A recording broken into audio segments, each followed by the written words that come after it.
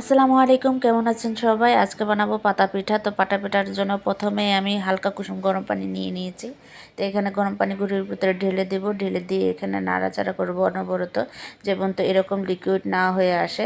আমি লিকুইডটা দেখেন কত সুন্দর হয়েছে। এখানে আমি 3 কালারের ব্যাটার তৈরি করব।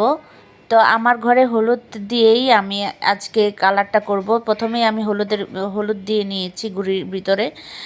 দেখেন কি সুন্দর হলুদ হয়ে এসেছে। তারপরে আমি ঘরে থাকাই আমার বিটরুটের পাউডার ছিল, তো বিটরুটের পাউডার দিয়ে লাল কালার তৈরি করলাম। তো এখানে আমি 3 রকমের কালার তৈরি করেছি। প্রথমটা সাদা থাকবে, আর দ্বিতীয়টা থাকবে হলুদ, আর তৃতীয়টা থাকবে বিটরুটের কালার।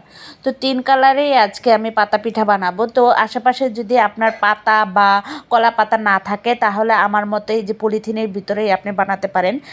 তো আর পাতা আপনি পাবেন না, কাঁঠালের পাতা হবে না, কোনো পাতাই পাবেন না। তখন আপনার অপশন থাকবে পলিথিন। তো পলিথিনের ভিতরে পাতা পিঠা বানালে কোনো সমস্যা হয় না। আমি বানিয়েছি, এর আগেও 2-3 বার আমি বানিয়ে খেয়েছি। মাশাআল্লাহ অনেক সুন্দর হয়েছে, অনেক ভালো হয়েছে, কোনো সমস্যা হয়নি। ইফতারের সময় আসলে আপনি এরকম করে বানিয়ে মেহমান আপ্যায়ন করতে পারেন, বা বিকেলের নাস্তা হিসাবে আপনার বাচ্চা কাচ্চাকে দিতে পারবেন।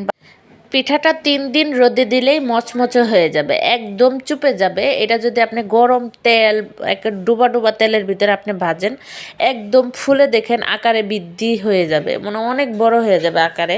মানে খেতেও অনেক সুস্বাদু। আপনি গুড় দিয়েও খেতে পারেন, চিনি দিয়েও খেতে পারেন। তো আজকে এই পর্যন্তই। পিঠা বানানোটা কেমন হলো সবাই কমেন্ট করে যাবেন।